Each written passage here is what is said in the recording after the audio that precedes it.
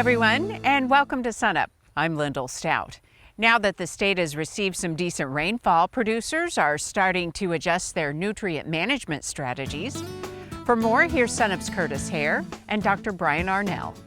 The last time we talked with Brian Arnall, it had rained a little bit, but Brian, since then, it's rained a lot of bit. So has that changed the situation at all in regards to fertilizer applications? So one, the rains are amazing. We've now got good soil moisture for most of the state. So every moment the ground is drying, we're able to get some grain drills running and get some wheat seed in the ground. The one thing that's changed is this delay of sowing and good soil moisture for the majority of the wheat belt that we're dealing with. In that if we look at wheat going down now, mid-October through early November, we're looking at a probability that the crop's not going to get very growthy and large before going into winter kill, or going into winter and then you slowing down the growth. So all that said, it's looking like a lot of our wheat will stay small through the fall and into the winter and coming into the spring when we get green up, which means nitrogen wise, we don't have a lot of growth, we don't have a lot of nitrogen demand, so we can kind of sit back and wait a little bit on our nitrogen rate, our nitrogen applications. Which is, might be a good thing given the, the high fertilizer prices that producers are faced with. Yeah, given the volatility right now, nitrogen prices are going up, and so I completely understand those that are able to pre-buy and take earlier delivery on a cheaper product or a cheaper price per pound. But we're still looking at, it's hard to access nitrogen right now in some places. The supply is still a little bit limited. And so I want to remind producers that just because you don't have a lot of nitrogen out right now is not a bad thing, especially with our grain-on wheat. If we look at this field behind us, this wheat at the moment has only used 1 or 2 pounds of nitrogen per acre.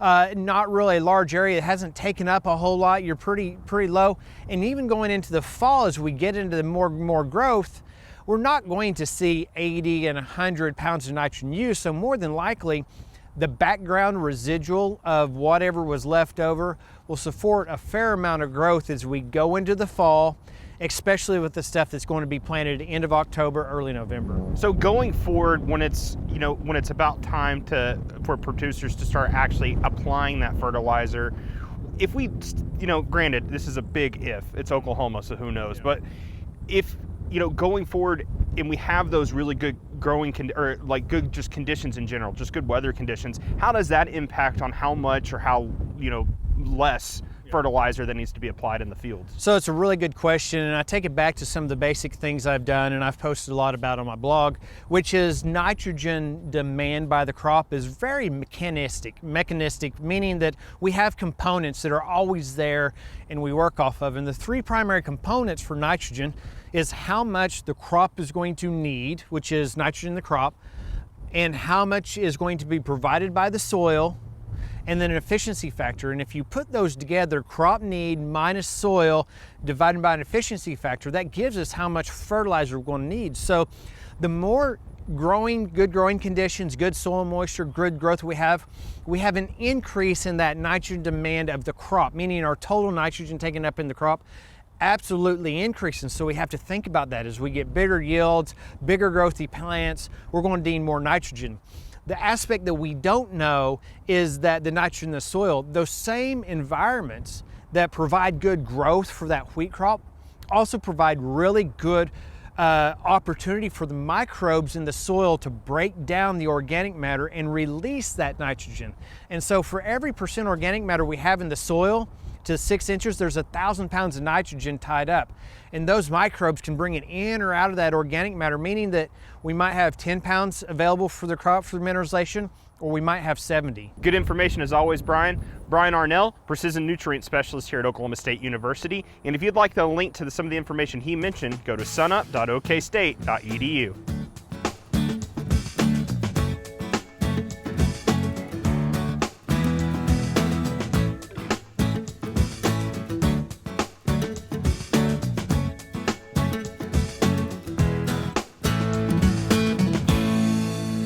Dr. Kim Anderson, our crop marketing specialist, joins us now. Kim, why don't you just give us an overview to start off of what the markets have been doing the past month or so? Well, let's just start with wheat. On September the 10th, they bottomed out at $6.60. This is cash prices at Medford, Oklahoma.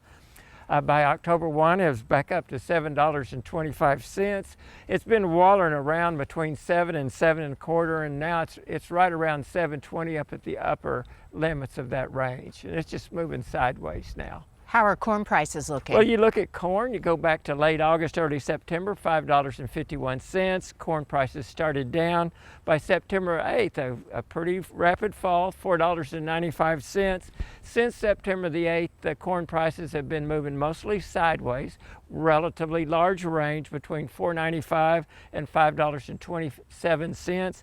Now the current price is around $5.20, so we're up at the upper end of that range also. And then what are you seeing in terms of soybeans? Now soybeans is separate from corn and wheat.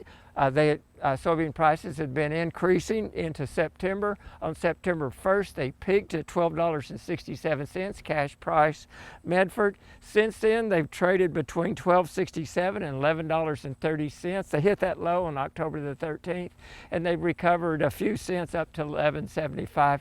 Right now, soybeans is still technically on a downtrend, but it looks like they're trying to establish a sideways pattern. So in terms of things that are stabilizing, what are some of the reasons behind that? Well, with wheat, 90% of the 2021-22 wheat crop has been harvested. There's still a little harvesting going on. You look at the southern hemisphere, Australia, Argentina, the big exporters, their harvest is starting right now. So the world and the market has a relatively good handle on the wheat supply for the 21-22 marketing year. You look at corn, harvest in the United States about 54-55% done. We've got plantings going on in Argentina and Brazil. So the market is comfortable. That's stabilized. You look at soybeans. The soybean harvest in the United States is actually a little bit ahead of the corn harvest. And again, they're planting the beans in Argentina and Australia, so the market is comfortable with the planted acres coming up and the current harvest. You look at what they're talking about on wheat, it's what's the planted acres going to be for the 22 crop. So things are just kind of in a lull right now. And you talk about China, they've had problems with potential economic system. They haven't been importing a lot of product right now, so that's kind of calmed down.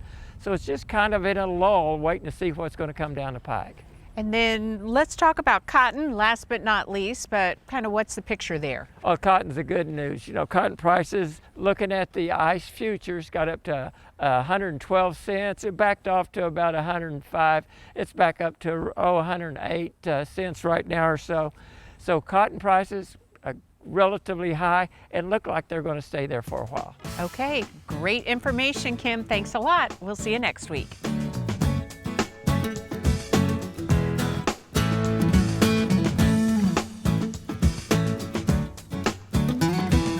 Good morning, everyone. Wesley is off this week, so you have me, Gary McManus, in the commander's chair, and we're going to talk about drought, and then we're going to take a look at the next few months with the outlooks from the Climate Prediction Center and see what we have there. So let's get right to it. Well, the drought picture, it's just a hodgepodge of colors. It's due to the rainfall that we had going off in all different directions. Some places got a lot, and the next door neighbor might have gotten very little. So that's the way the drought monitor picture looks, with some moderate drought and severe drought scattered about, really up there in far northwest Oklahoma, still the hot spot in the state. But really much of the state still has some abnormally dry conditions left over. That's that yellow color.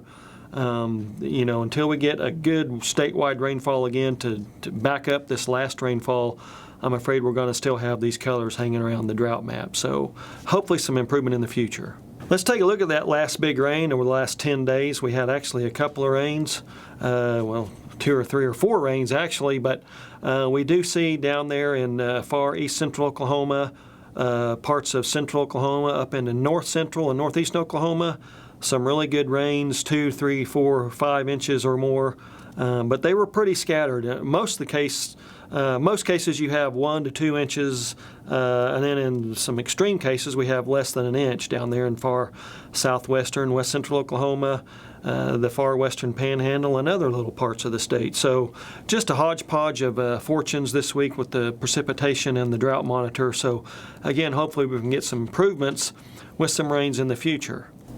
Now, if we take a look at the 60-day departure from normal rainfall map from the Mesonet, that's where we see still a lot of that color on the drought monitor maps. We still have deficits in the last 60 days from 1 to 2 to 3 to 4 inches, even greater than 5 inches down in south central Oklahoma and far southeast Oklahoma. So still parts of the state needing lots of rainfall despite the good rains that we've had recently. Still spotty in nature at best. Okay, as we go out to the future, we do have the newest outlooks from the Climate Prediction Center. The seasonal drought outlook, this is valid for October 21st through January 31st. So basically through the end of January, we see again for the state of Oklahoma, all of the state is considered to be remaining in drought through that period or having drought develop, at least it being likely that drought will develop through that time period. So not a good picture from the CPC with the drought outlook. And why is that? Well, we do have a La Nina coming up, and as we've explained many times, La Ninas for the southern parts of the United States do tend to bring us a little bit warmer and a little bit drier than normal weather. We do see increased odds of above normal temperatures for all of the state, but especially the southern or the southwestern half or so, and then increased odds for below normal precipitation through that time period, at least for the southwestern half of the state. So the fact that we don't see increased odds of above normal precipitation, that lends us to believe that that drought is going to continue to persist and possibly spread and intensify. So the Climate Prediction Center does predict a little bit of doom and gloom for us over the next few months, but if we can get some more individual rainfall events like we did this last couple of weeks, maybe we can get some more relief in here and calm that map down a little bit. That's it for this time. We'll see you next time on the Mesonet Weather Report. Well, as we all know, we've been talking about on SUNUP a lot. It was really, really dry in September. So, Derrell, we did get some rain. So how does wheat pasture look? Well, certainly we're running behind. Some of the early planted wheat was planted dry, but we've gotten some rain in October, and a lot of that wheat is coming up and moving pretty rapidly now. So I think we're going to have some wheat pasture. It's going to be a little bit late. It's probably going to be Thanksgiving before we have wheat pasture ready, so probably a month later than usual, but it's coming, and it's coming up pretty fast right now. So has the rain impacted feeder cattle markets at all? It really has. There's nothing like a rain in the southern plains this time of year to put some money back in the cattle market. So with the dry conditions we had in September, we started to see a lot of pressure on these calf markets. But with the rains we've had, again, wheat pasture hopes revive, stocker production, and so the demand has picked back up, and we've actually seen these markets strengthen a little bit in the last couple of weeks. So, the chilly weather in the mornings is here, but it's just kind of feels it's not too much longer before it starts getting really cold. Got some hay piled up next right here, but so how's the hay and feed situation? Well, Oklahoma producers should be prepared for higher feed costs this winter, and so there's some challenges in terms of managing that. Hay prices are up this year. We didn't really experience the drought much like much of the rest of the West, but because of those conditions in other parts of the country, hay prices have strengthened significantly, so that cost is higher this year. Not only that, but because crop markets have been stronger this year, corn and soybean markets, then our supplement feed costs are also higher this year. So all of the sort of co-product feeds that we often use for supplements, whether it's cottonseed meal or distiller's grains or corn gluten feed, those kinds of products are all more expensive this year, so we're going to have to be prepared for that. We did, while it was dry in September, we did have a really good growing season for the summer, and so producers were able to, if they were able to stockpile some really good forage. Now, how can producers manage that high feed cost, though, going into the winter?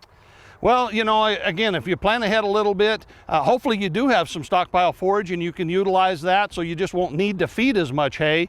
To the extent that you're going to be feeding hay, particularly if you're going to be needing to buy hay, there's some things that can really help you. One would be to test the hay so you know exactly what you're getting nutritionally. Weigh the hay. We often buy hay and sell hay on a per bale basis, but bales vary quite a bit in weight.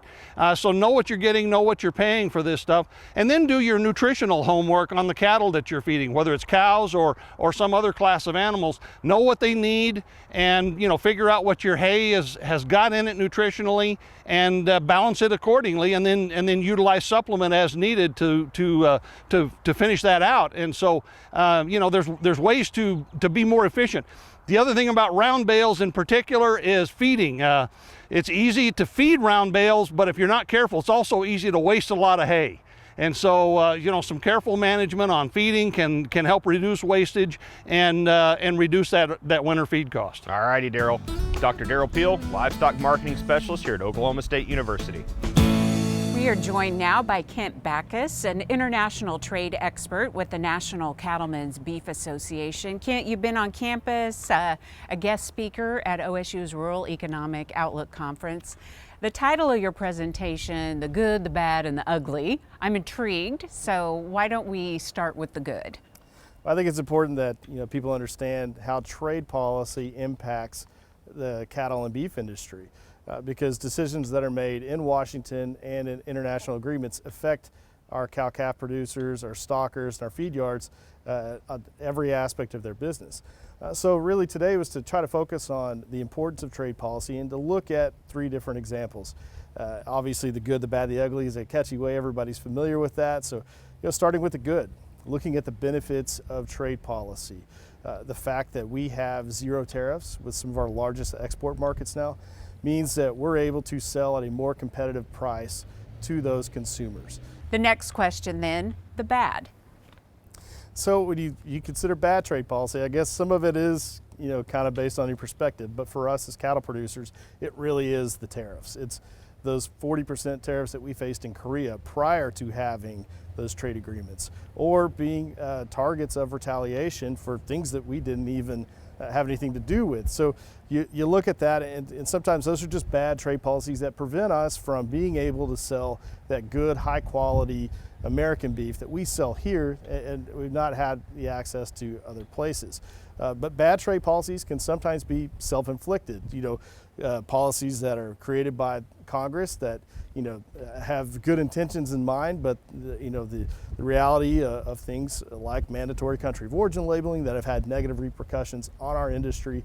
Sometimes those are some of those touchy issues. So you have good, you have bad, you also have ugly, and ugly is sometimes more viewed on just the reality of sometimes what it takes to accomplish good trade policies. Sometimes you have to use more of the stick than the carrot. And I think we've seen that over the last few years as we've tried to bring China to the table and other things like that. It's not always smooth. Sometimes it's rough. And that's where the ugly part comes into it. But overall, we're trying to reach those good terms that allow us to capitalize that strong global demand for U.S. beef. Well, Kent, lots to talk about. Thank you very much for spending a little bit of time with us, and safe travels to you back home. Thank you.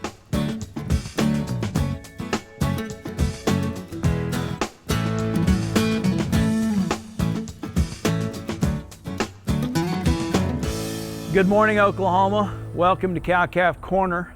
This week, we begin really several weeks of talking about managing the cow herd at weaning time. But as we gather cows and wean calves and go through that process in the fall, it is typically a good time to take a look at certain things or some specific management practices on the cow herd. And we're going to talk about some of the information we want to collect this week. And in weeks to come, we're going to talk about taking a look at that information and some standard performance analysis that we could look at that indicates cow herd productivity. The first one is, if possible, right now, it's a good idea to preg check our cows. Obviously, if we've got cows that come up open, we need some kind of a plan for those. Maybe it is to market or liquidate those cows, but also just to take a look at stage of pregnancy and see if our cows are getting bred in a timely fashion. Another thing that it's a good idea to collect at this time of year, if possible, is just a weight on those cows. Obviously, that sheer mass of the cow is going to impact what she's going to need to eat, and whether it's standing forage that we're going to be grazing or we're putting together or buying our hay crop, for going through the winter months, it's beneficial to us to know how big those cows actually are. Another good idea at this time of year is just to, if we don't have individual ID or ear tags in those cows, and cows will lose those through the course of the production cycle, it's a good idea to update that, maybe get a new ear tag put in them, maybe to put an ID tag in them for the first time if we haven't already. I feel like each cow should be looked at on an individual basis and evaluated for soundness of a variety of things. We need to be taking a look at that cow's udder, her eyes, her mouth, her feet and legs, and assessing things that help to determine if she is worth keeping around and taking to that next calving season, and if she's going to be capable of doing that for us again the next year. Another good idea as we're weaning off calves, as we look at those cows individually, is let's assess a body condition score. Typically, we say we'd like for our mature cow herd to be a body condition score 5.5 to 6 at the time of calving. We expect that this time of year, as we're weaning off calves, that those cows are going to be milked down and probably at their thinnest point of the year. So we can do a little target feeding on those cows, because once they're dry, it is a more cost-effective time to be putting a little flesh or condition back on them going into the next calving season. Final thing that it's a good idea to take a look at right now as we wean off those calves is herd health. Those cows are going to need boosters, probably deworming. As we've referred to before in cow-calf corner segments, consult with your local vet, put together a herd health program that works for you and meets your specific goals. As I said earlier, if we can collect this kind of information, as well as just basic inventories of cattle throughout the year, we're going to start taking a look at that in weeks to come in some ways that indicate management, maybe some things we can do better, but an overall picture of just cow herd productivity and performance. Appreciate you joining us this week. Look forward to seeing you next week on Cow Calf Corner.